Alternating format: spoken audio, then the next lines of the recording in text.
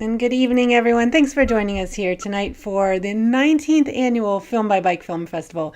We're so excited to be here tonight on the virtual stage to kick off our pre-festival events. We have a whole series of events all week long that are going to allow us to tell you a little bit more about the festival and give you a chance to get a glimpse into the background of the festival and some of the folks behind the scenes who make it work, as well as some interesting people in bicycle culture and some of the interesting people in the films that we're showing at this year's festival. If you haven't yet gotten your tickets, you can get those online at filmedbybike.org. And make sure you're following along on Instagram, where we've got all sorts of behind the scenes information that we're launching all week long. And tonight we're going to be joined by an incredible selection of guests who are joining us. We've got the award recipients of our BIPOC Filmmaker Grant Fund. And we've also got their mentor, Manny Marquez. Now, for the past 19 years, we've worked to bring to the screen the world's best bike movies. But almost every year, as we sit back and look at those films, we think that there's something missing. And it's not that the films are out there that we'd like to see. We spend 8 months of the year digging through the internet, scouring to the far reaches of the internet, which it's not quite as scary of a place as you might think, but our films manager, Melina, puts a ton of work into looking for intriguing stories that have not yet been told, and stories that we think represent all the folks who are interested in cycling.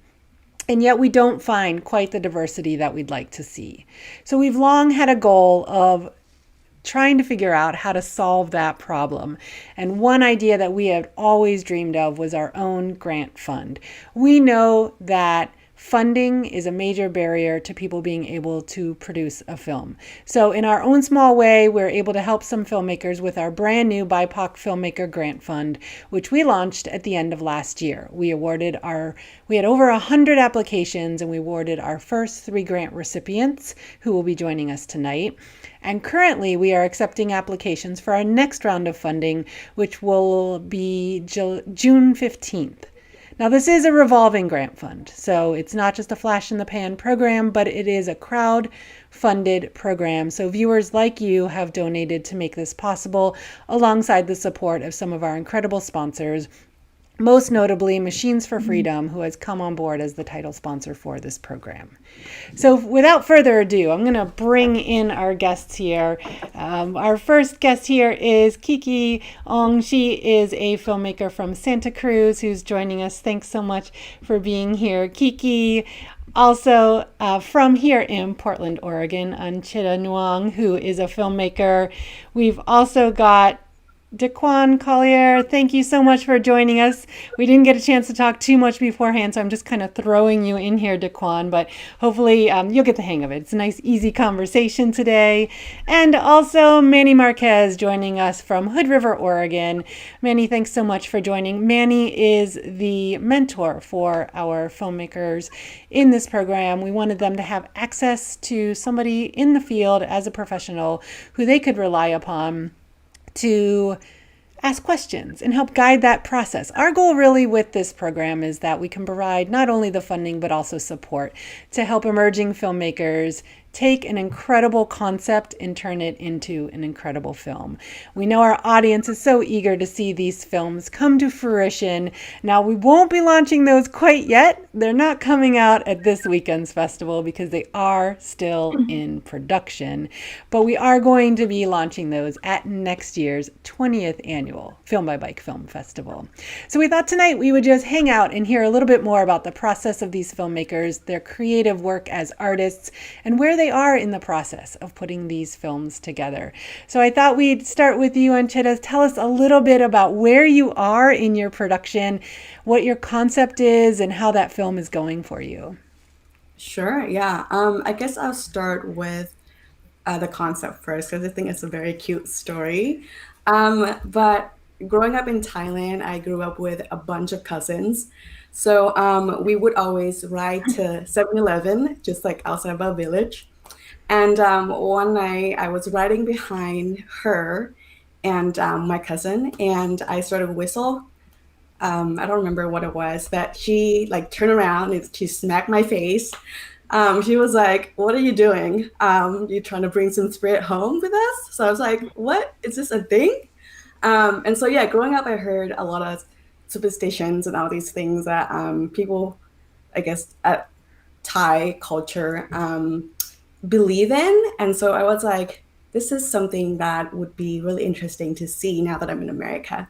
And so I went to talk to a couple of my friends, and they were like, yeah, this is cool. We never heard of it before. So let's do it.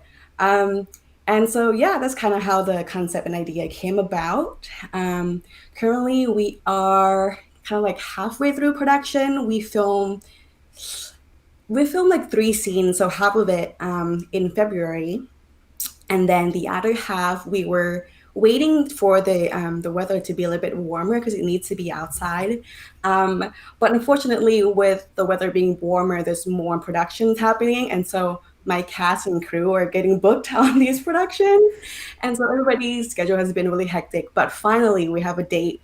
So we are filming our last day next, actually, this Friday, next Friday, this week, Friday. Yes, this Friday. So we are filming our last day of production this Friday, and hopefully we can get that cut by July, I would say. And then I'll just go straight to Manny and probably gonna ask for your opinions on how it's looking. But yeah, we're really excited to get this finished. And yesterday I was actually working with my editor on the first part that we filmed, and it's looking really good. So I'm very excited to show you guys. Oh, that's so great. You're on a really fast track timeline. And I know the weather can be so tricky. Bicycle related films most often are being filmed outside, as that's been our experience over the years. So you really are at the mercy. And being here in the Pacific Northwest, you just never know what's going to get thrown your way at this time of year in particular. So I'm glad to hear things are progressing so nicely with your production. That's great. So, Kiki, tell us a little bit about your film, what the concept is, and how your production and planning is going. Totally. So our film is called As We've Always Done, and it follows the personal narratives of 2 to 3 cyclists. And essentially, we will ask the cyclists, their experience in cycling, so they can sort of talk about their favorite memory in cycling, or how they got into cycling, or whatever they choose to share. And essentially, we'll take that narration and visually translate it into stop motion animation, and also have action footage like intertwined within that. And so, yeah, it's right now we're in pre-production stages, so we're finalizing all the like little details of everything, and just working on like finding the sort of materials that we want to use in the film, the textiles and like magazine clippings and that sort of thing. So yeah. Well, that sounds great. And Kiki, how did you first hear about the grant fund?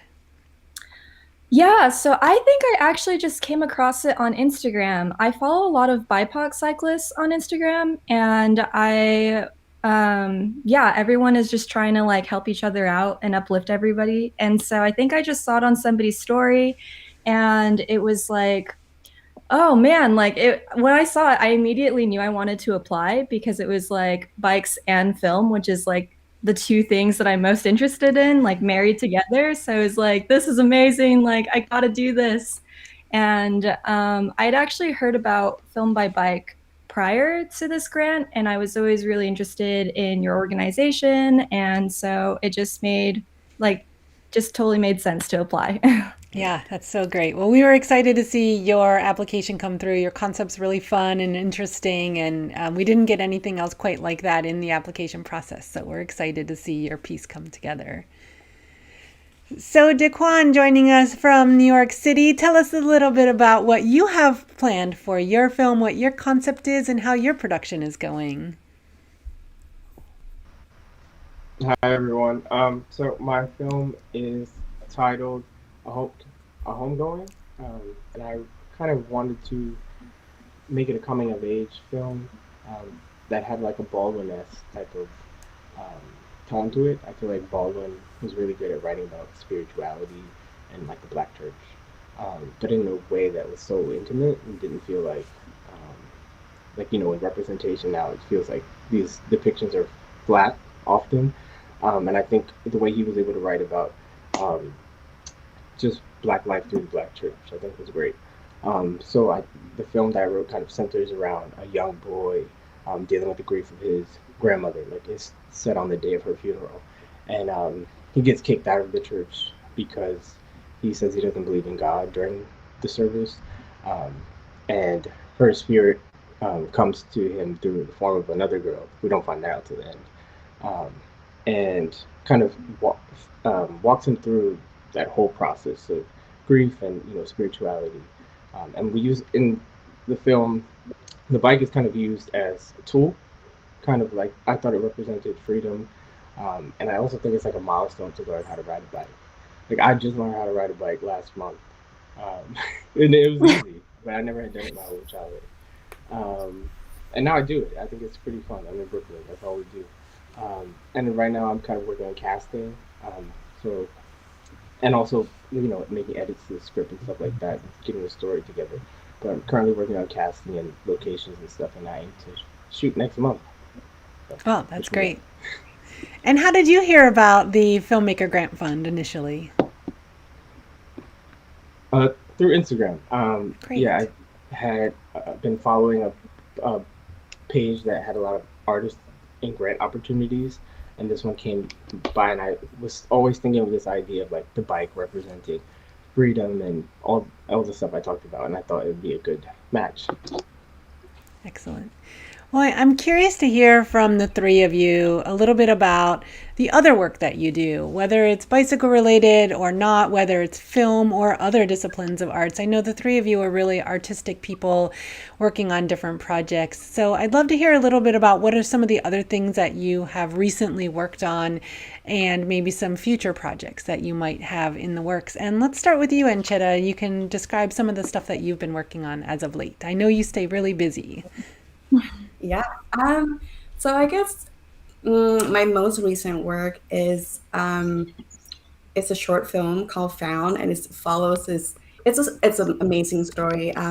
It follows an Asian American adoptee, who's kind of struggling with her identity, being an Asian American, but also adopted by white parents. So it was really interesting, and I was in first 80 on that one. And yeah, I guess that was my latest work that I work with.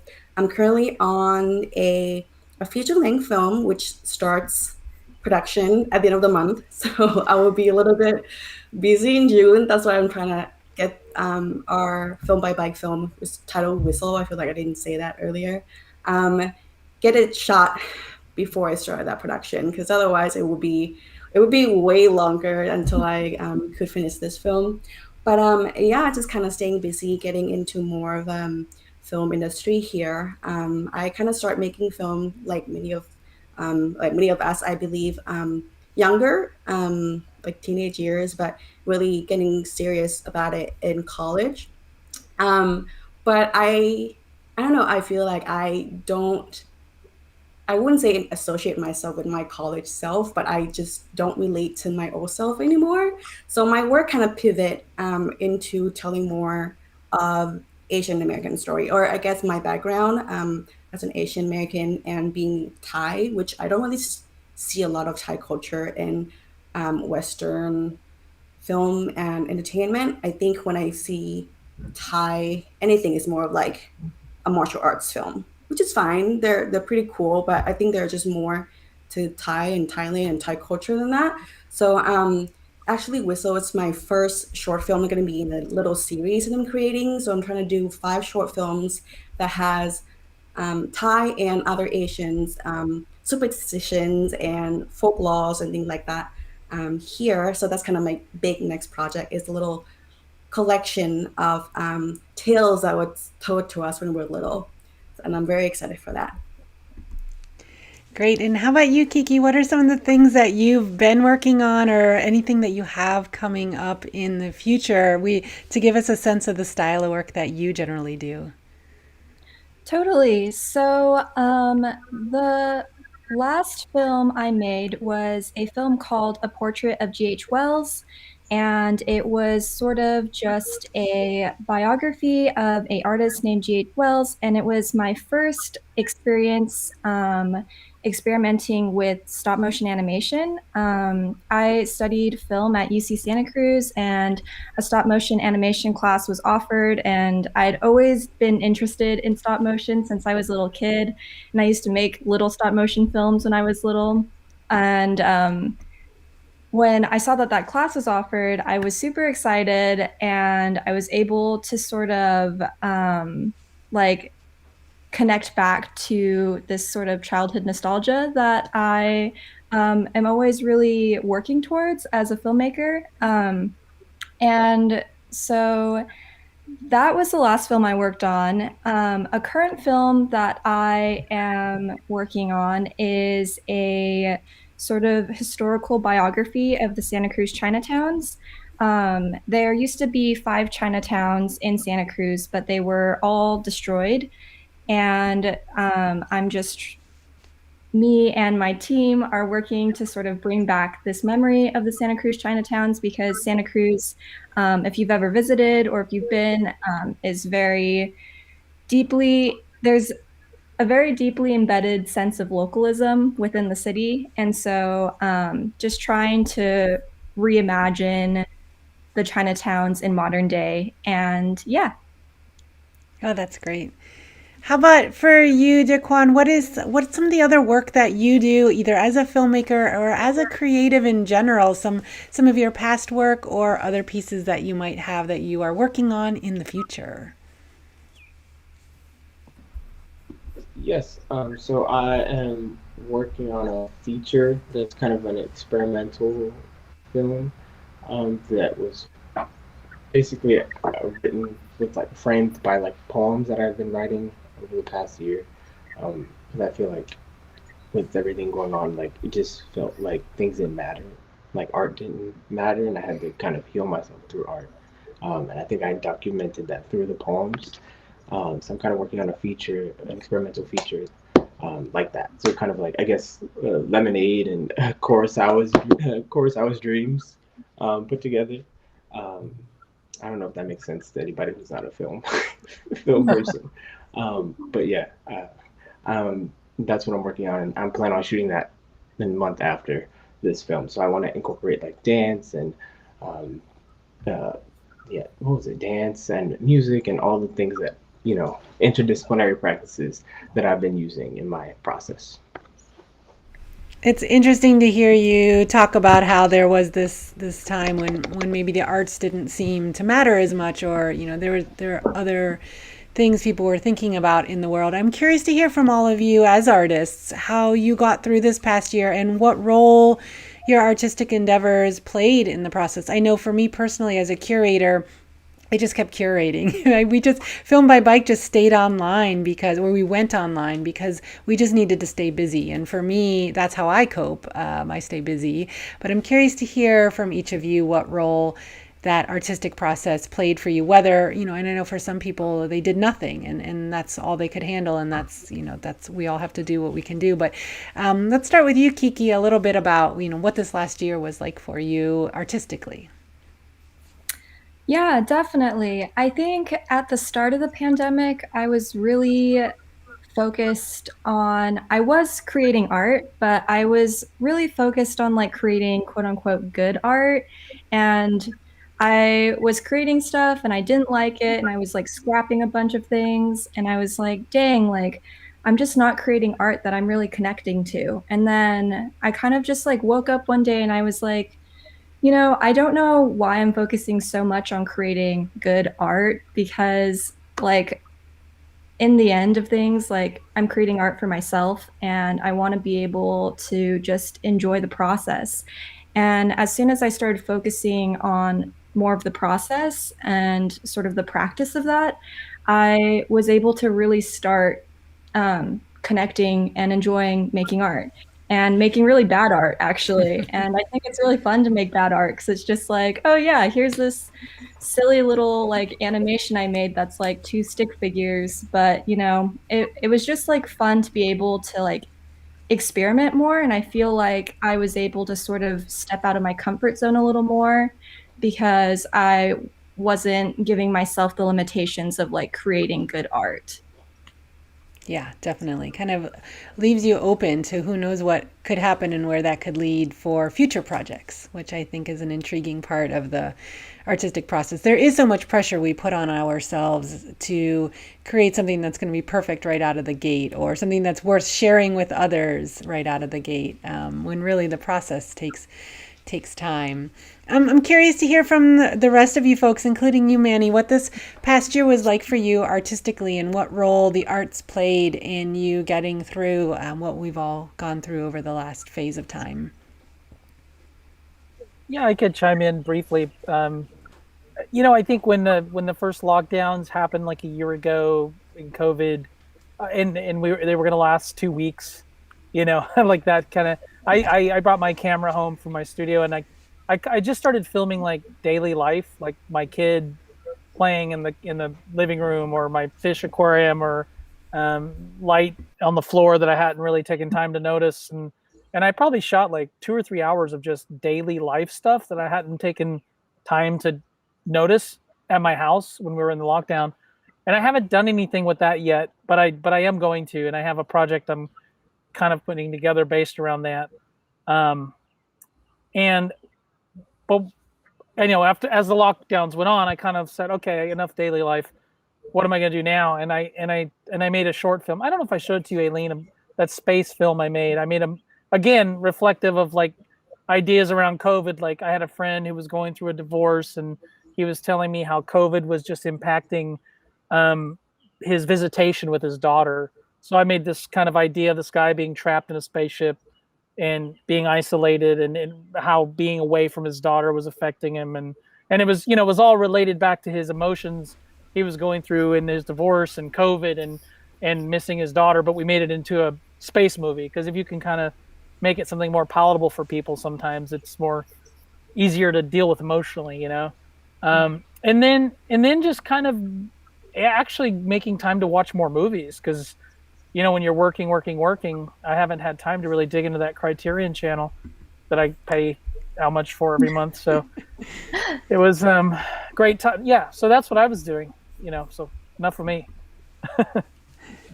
How about for you, Anchitta? What role did the arts play for you in this past period of time? Yeah, I guess mine was probably similar to Kiki, except for I didn't kind of focus on making good art. I just wanted to create. In the beginning, it was really stressful for me because I am and was a freelancer. And so like when it shut down, my income was like zero. And so it was stressful. So I was worried about that. And then I kind of noticed, like catch myself that I was not doing anything. So I put this pressure on myself to be like, you need to do something, like you need to do something creative. And so I started writing a feature-length film. And then I was just not having it. I didn't feel like it was something that I needed to do at that moment. So I was going through that process for a while, and then obviously the lockdown did not stop. So it got worse, but I guess I found Film by BIPOC Grant. And that's kind of how I started with this little beanie collection that I'm trying to do. And it turned my like putting pressure on yourself to be creative, I'm just doing this for fun. And there's an opportunity presented in front of me, why not do it? And so I applied with the original idea that I had. And then I was like, why not do more? So I started writing little short things like that. That kind of kept me through the year. And I'm really excited to kind of make those this year. But yeah, I would say that it was a bad time. And then you guys like provide an opportunity and open the door for me. And I kind of survived 2020 doing little shorts, just writing them. Yeah, that's great. How about for you, DaeQuan? Anything you would add on the role that the arts played for you in this past period of time?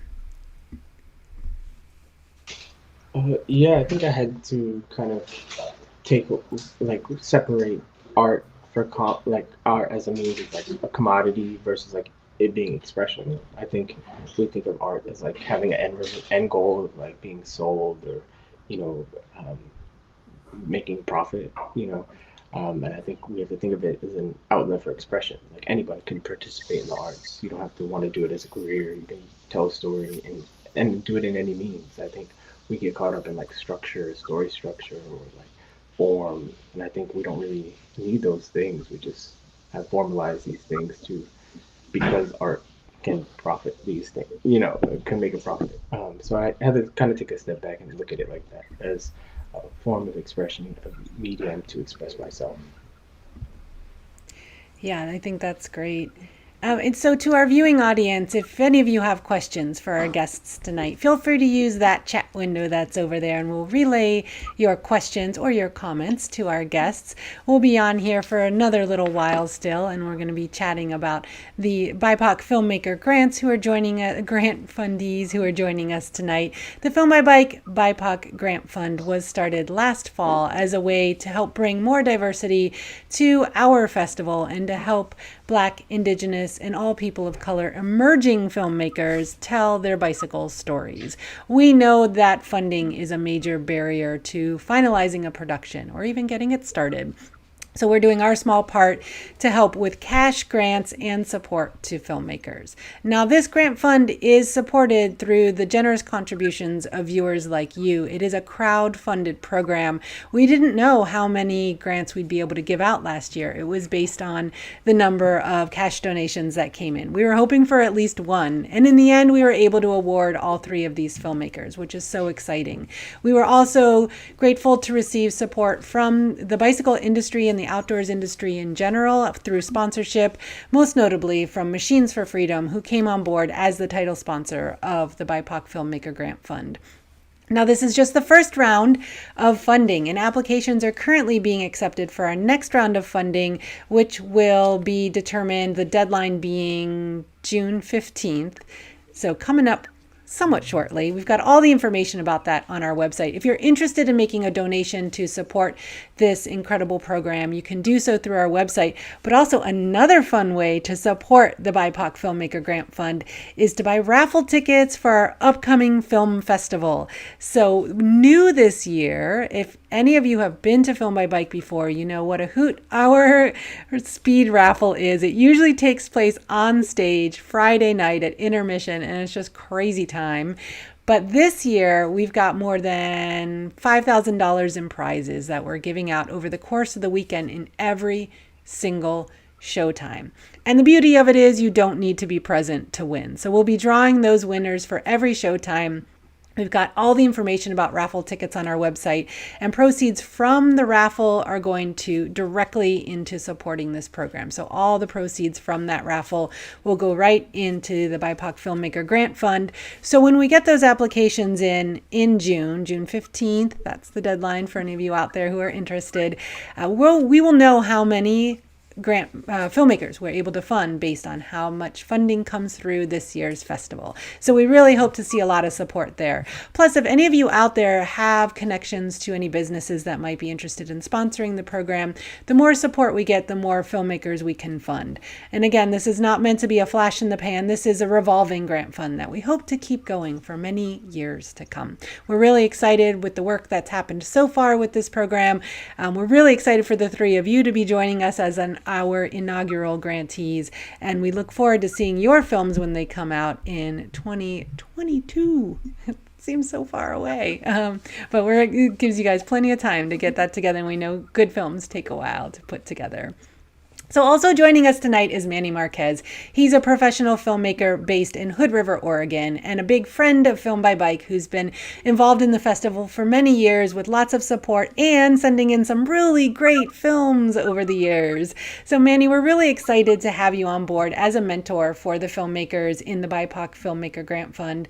And I am curious to hear a little bit from you what it's been like to be a professional filmmaker, what draws you to filmmaking, and any barriers that you've faced along the way in your career.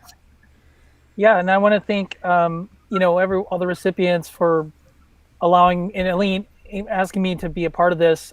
It's an honor, and it's something important to me. When I was coming out of college, I was part of the Project Involve movement at IFP in LA before it was called. Now it's called Find, I think.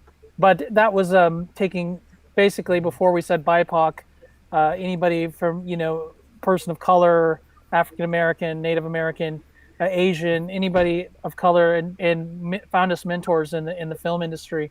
And my mentor was Larry Karaszewski, who co-wrote Ed Wood and People versus Larry Flint, and I was a screenwriting major, so it was like dreams come true to be able to be placed in with one of your favorite screenwriters.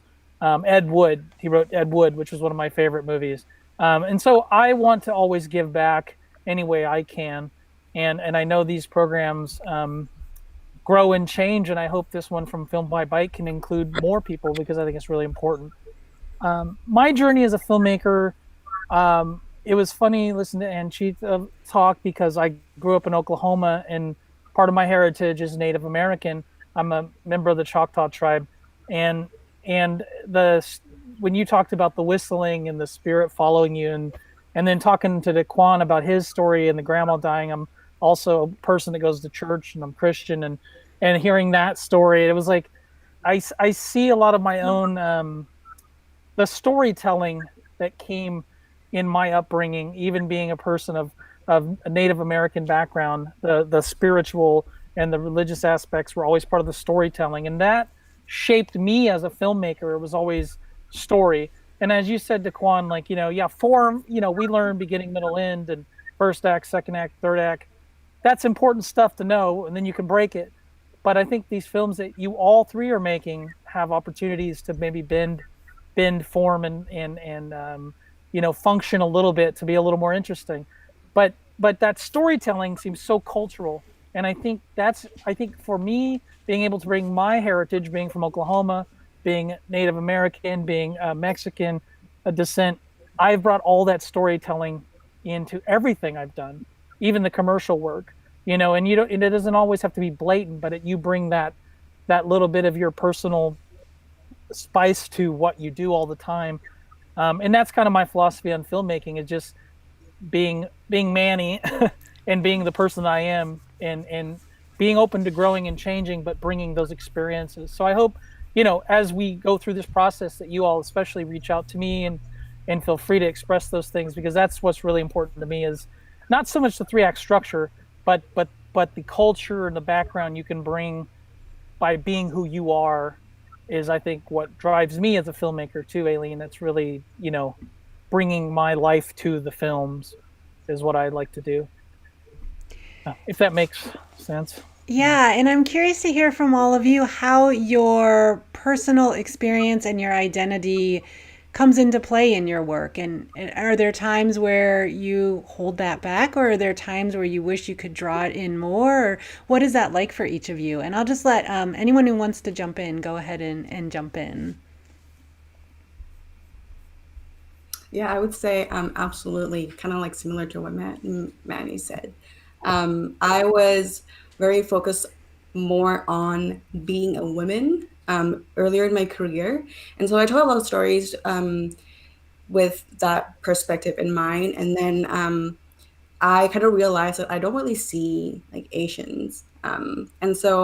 And I also, because I miss Thailand, like I miss my culture and my friends and family.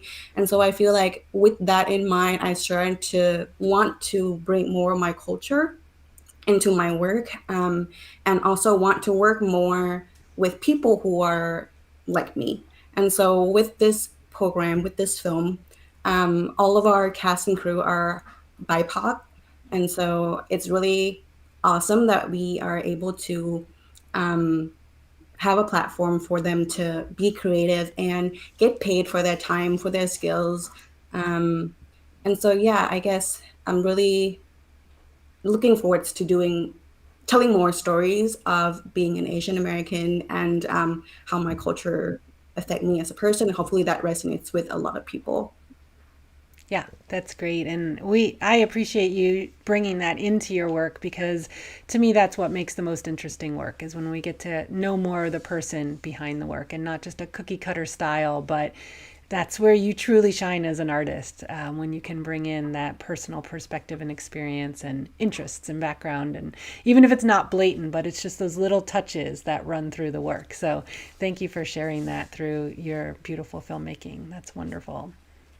How about for the other folks? How does your background and your personal identity play into the work that you do?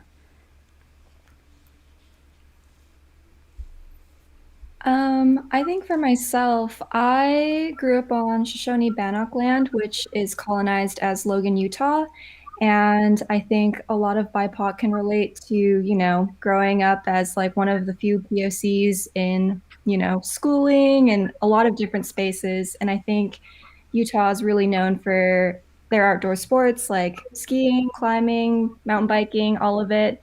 And I always felt really isolated in those spaces. And I really wanted to build community in those spaces in a way that I felt empowered in. And for me, that was filmmaking.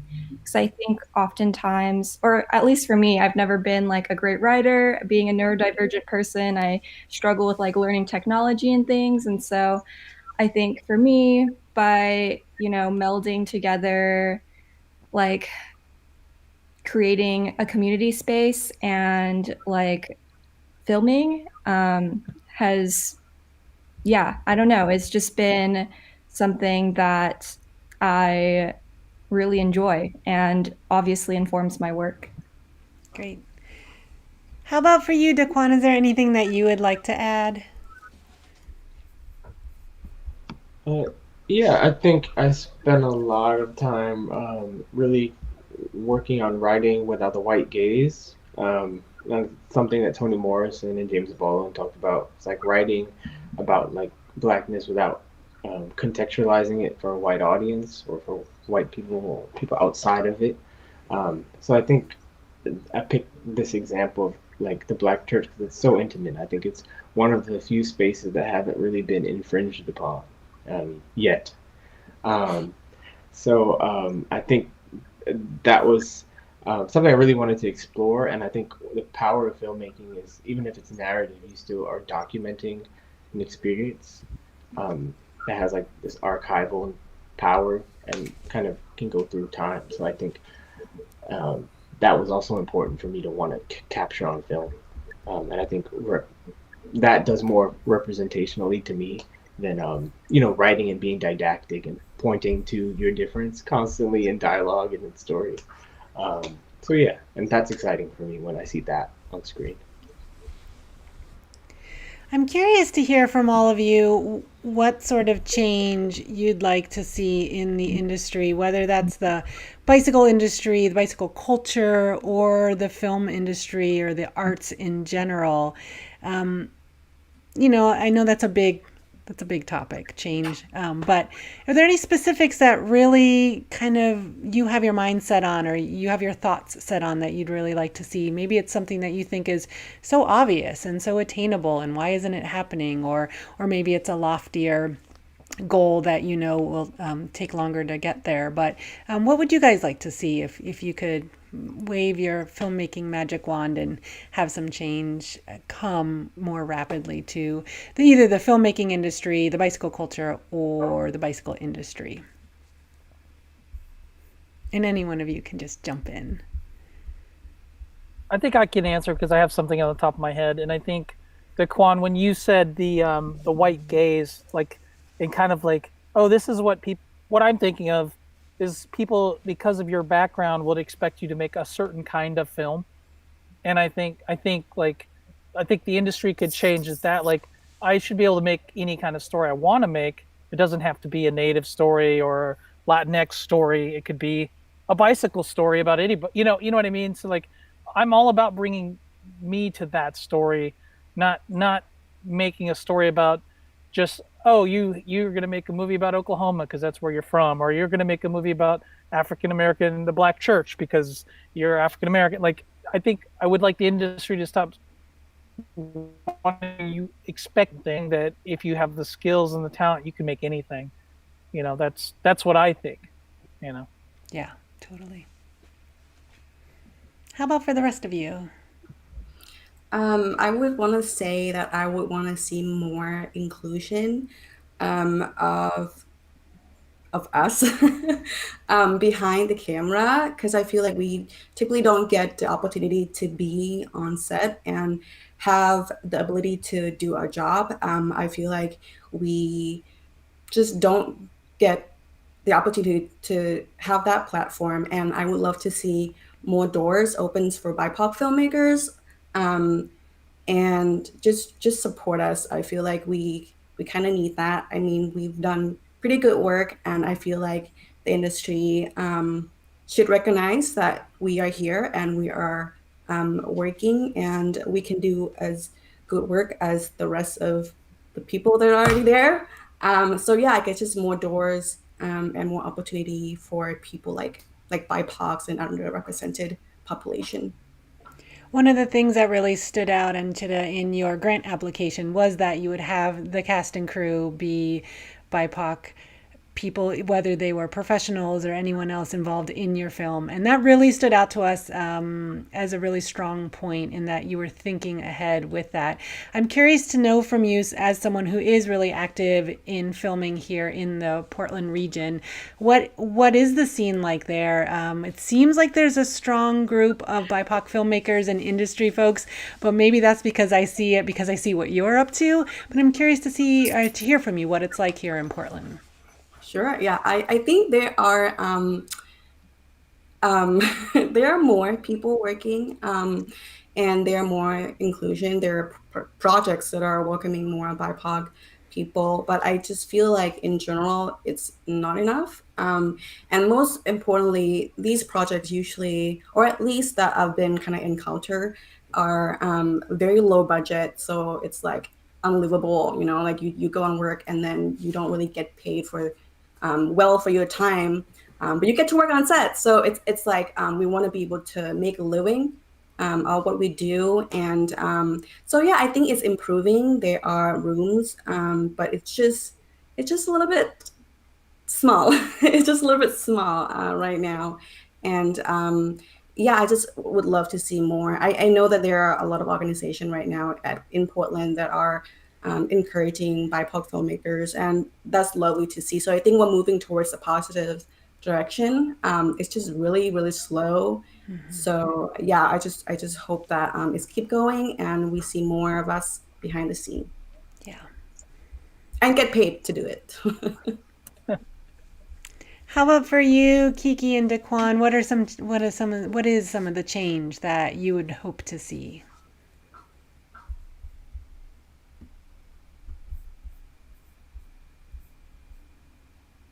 DaeQuan, go for it if you've got something. Um, I I think I'd love to see, I guess, film being more accessible as a means, like as a creative medium. I think we think about we people probably have brilliant ideas for films, but they don't do it because they think that there's no money like to make the film. You know what I mean? Or not they don't have the right equipment, they don't have the right camera. And I think I really would love to eliminate the barriers that people feel because like a good story is a good story. We all like feel connected to a good story. There's like films on YouTube that probably have more impact on the world than what I've made so far. You know what I mean? So I think I would love to see a world where everybody is able to contribute to the world of art. You know, we pay actors millions of dollars to make be silly in front of a camera for a few weeks, and they get millions of dollars, and people are living in poverty. You know what I mean? So I think the we as the people kind of have the power to tell our own stories, and I think we could take that mantle up more and not leave it up to Hollywood to do that. How about for you, Kiki? Anything that you would add? What would you hope for? Yeah, I guess just to piggyback off of what Manny was saying a little bit earlier, I think that one thing that both the film industry and the outdoor industry needs to do is to sort of just acknowledge the racist systems that they live in, because I think that especially after last summer, there was sort of this like boom of like BIPOC representation, and it sort of felt like a co-opting of imagery and felt really surface level. And I think that the industry should definitely, I think with people and like you shouldn't dictate how people should connect and enjoy with the land, and sort of just allow them to connect and enjoy how they choose. And I think that while there is more BIPOC representation in the industry, there's still not a lot of representation for like fat, queer, trans, disabled BIPOC in those spaces. And I think that that sort of goes along with Anchitta's point about just like really expanding that inclusion to include like all identities. Yeah, definitely.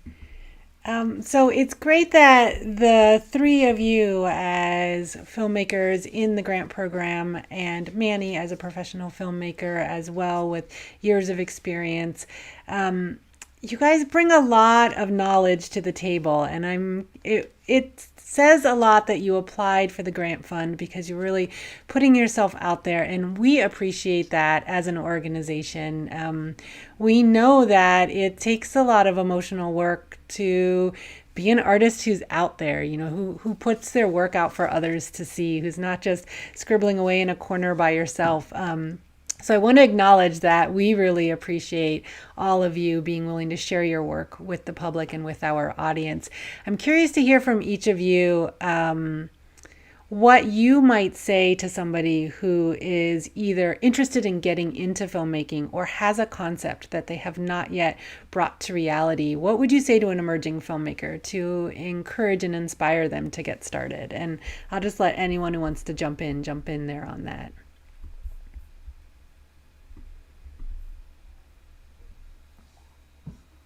You guys always make me go first, and it's supposed to be your moment. Because you're the mentor. That's your role, right? I mean, I'll answer this. I mean, I think, sorry, the sun, as a filmmaker, I can tell the sun is all over my face, and I'm like, I know this has got to be annoying.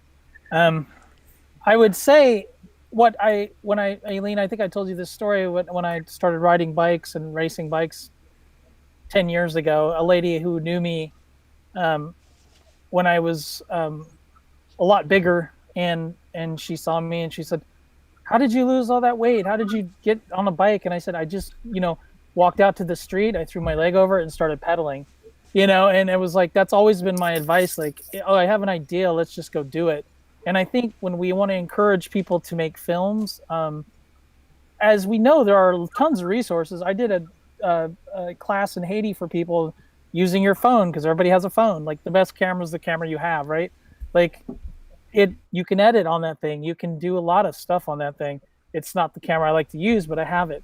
So my advice is, if you have an idea or you have a passion, either start it or reach out to the people that can help you start it, because I think we have unlimited possibilities. And I mean, as you guys know, receiving this grant, you probably didn't imagine this would happen a year ago, or you'd be on this call right now, And so Film by Bike is an amazing organization with almost 20 years, out there, and what they bring, and they're putting that behind you guys. And then in the future, fellow BIPOC people that have ideas, like, this is what we have to do, keep encouraging people to find the troughs that can feed us creatively and financially too. So I think it's just like riding a bike, put your leg over it and start pedaling, and I know that's cheesy, but that's really kind of how, when I told you guys before we got on, when I made my first movie, I was a huge fan of Star Trek and I wanted to make my own episode.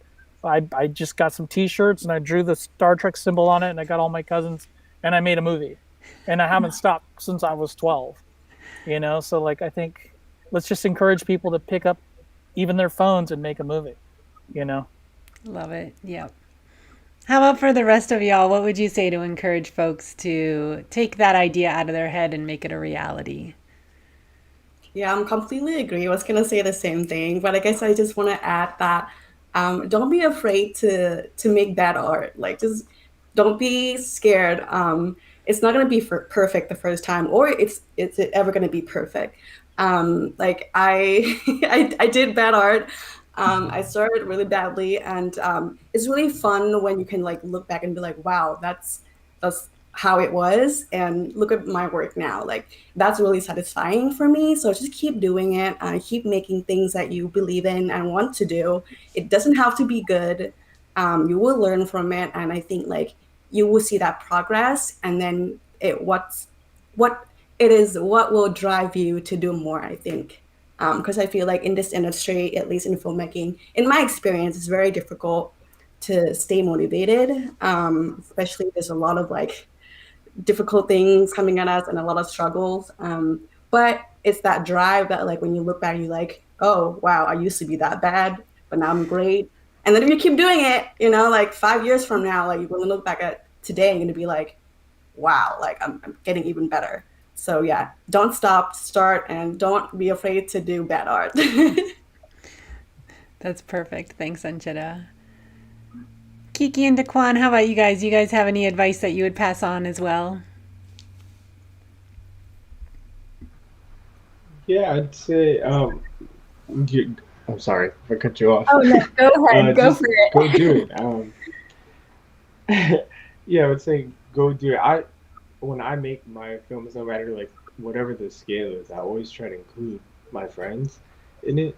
Um, and what I live in New York, like we're all trying to do the same thing, so it's a little easier where I am. But like, I still like that, even if I'm like working on a professional level set, like I want my friends there not only to be like give them a seat at the table, but like I trust them, and I also think it's good to work with people you're comfortable with. Like I'd prefer to work with my friends who may not be as experienced as like the greatest DP, or you know what I mean, but I still think that we can communicate to each other and build on each other, like as collaborators, and make good art. And I think my art not only represents me as a director, but my friends, and like we have stories, creating this stuff together. And people you can do that with any your iPhone, like and a bunch of your friends holding a light bulb, you know, and it can still look great. I think people should just do it. If you have a great story, do it. People will love it.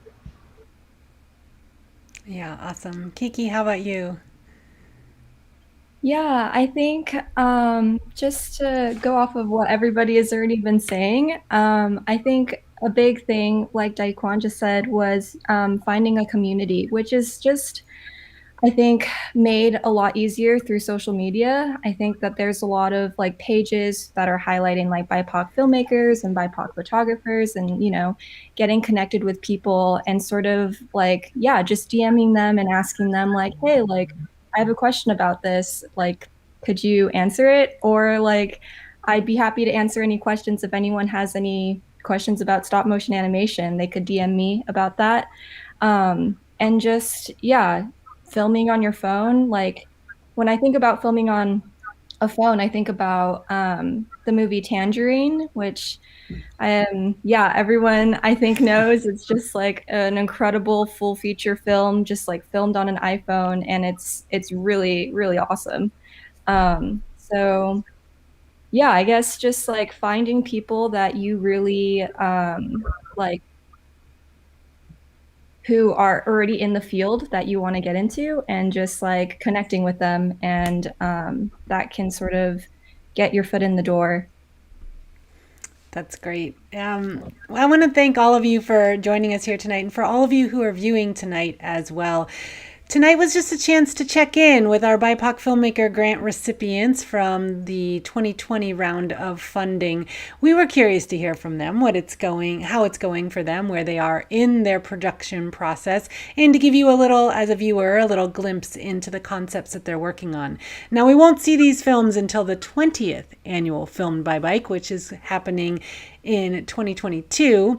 This year's festival, we are focusing on other films and also accepting additional applications for the grant fund with a deadline of June 15th. So if you know anyone who is a filmmaker and looking for funding, Please spread the word about that. And if you'd like to help us fund more filmmakers with the next round of funding, the amount of funds that come in through this year's film festival will determine how many filmmakers can join us here in our next check-in next time. So we'd love to see more faces at the table, and you can help with that by going to our website at filmedbybike.org, or buying tickets to the raffle is a super fun way to support our BIPOC Filmmaker Grant Fund, because 100% of the proceeds from that raffle will support the grant fund and allow us to fund additional filmmakers.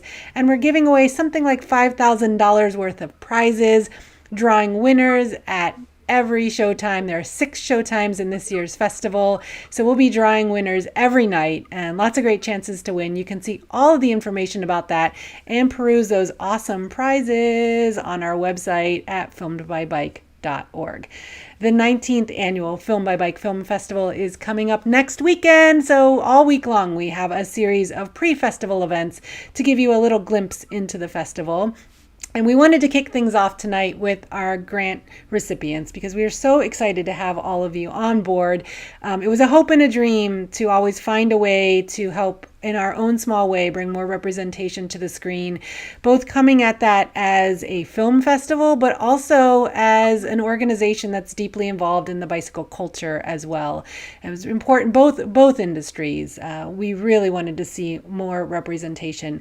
So we know what we're doing is just small, and great change is far overdue.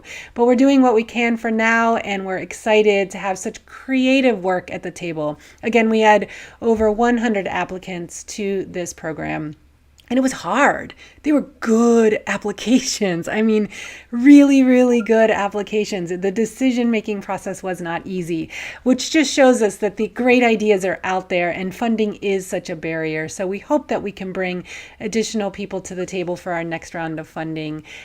Before we close things out tonight, I just wanted to give a chance for each of you to just go around and talk maybe briefly about what you're looking forward to most in the film that you are currently working on for this grant fund, whether it's something you're nervous about or something you're looking forward to, or how you hope it turns out, or what you hope that production process is like. We'd love to hear just a little bit from you, and we'll start with you, Kiki.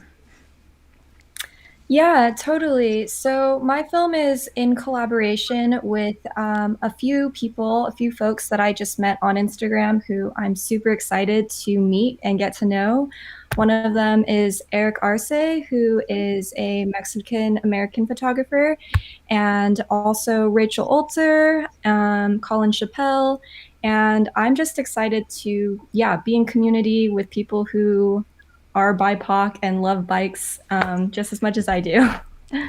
Awesome. And how about for you, Manny, as the mentor of our grantees, what's something that you're looking forward to throughout this process? I'm very excited to see all of them, honestly, and just even seeing you guys tonight and hearing your voices say the concepts out loud, because we've just been doing emails. I get really excited. DaeQuan has been going back and forth with me, and we've been referencing Truffaut films and other things that got me really excited that I had to go back and watch the 400 Blows. So, and I watched some other films. So, and also he turned me on to some films I hadn't seen. So as a mentor, I was like, oh, what's he referencing? And then I went, it's like really, because I've learned. So it's like, it's just important to me to I'm excited to see your films, because I know I'm going to learn something, and something I can take and make it my own and rip you guys off. And no, I'm kidding.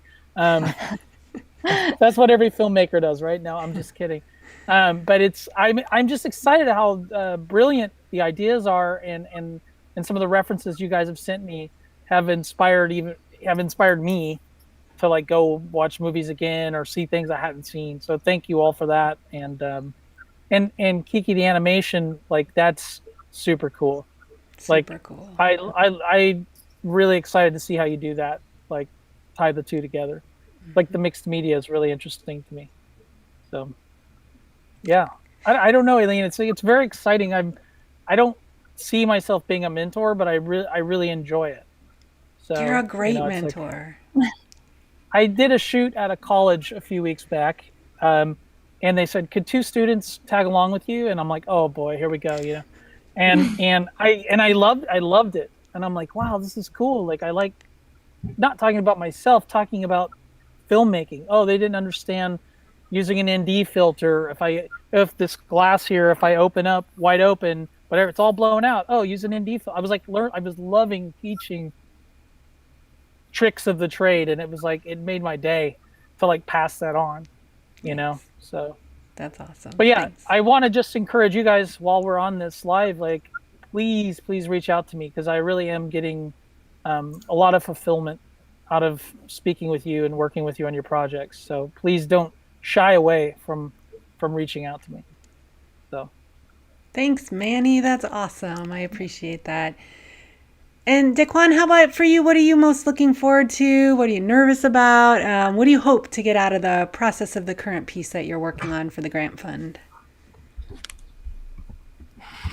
I think I'm excited to first shoot in the Bronx. I've never shot anything there, and I grew up there, and I think a lot of the locations are like in and around the places I grew up.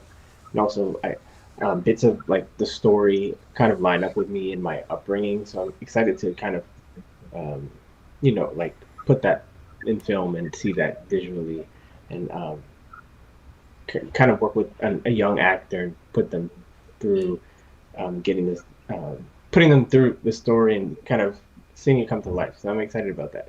Sorry, I'll shut up. No, that's awesome. That's awesome. Thank you. And then finally, Anchitta, what about you? What are you most looking forward to through this process of working on your film? Yeah, I guess it's like everybody else. I'm really excited to finish filming finally after like rescheduling for 3 months. And then, working with my friends who are talented filmmaker, and then seeing it in the editing process, which I'm really looking forward to sending these to you, Manny. And it's just really, I guess, because it's horror, the editing will be playing a big part of it. And I don't have a lot of experience in that realm. I'm usually a drama person. And so this is like something new that I'm kind of venturing out. And yeah, I would love to see how you think about our edits. And I'm just really excited and looking forward to seeing it come to life. awesome. Well, folks, stay tuned to us on Instagram. Coming up on May 28th, Anchitta is taking over our Instagram to give us a glimpse into her life as a filmmaker here in Portland. So we encourage you all to stay tuned for that, as well as our Instagram all week long leading up to the festival, as we offer insight and some behind-the-scenes peeks at the films that we'll be showing coming up next weekend at the 19th annual Filmed by Bike. Tickets are still on sale at filmedbybike.org, and we've got great interviews, free interviews coming up all week long for these pre-festival events, and then an awesome lineup of films all weekend long. So Anchitta and Kiki, DaeQuan, and Manny, thank you so much for joining us tonight. Thank all of you listeners and viewers for joining us as well. I hope you all have a great night, and best of luck with you with your films. I can't wait to see them. Thank you so much. Thank you. Thank you. Thank you.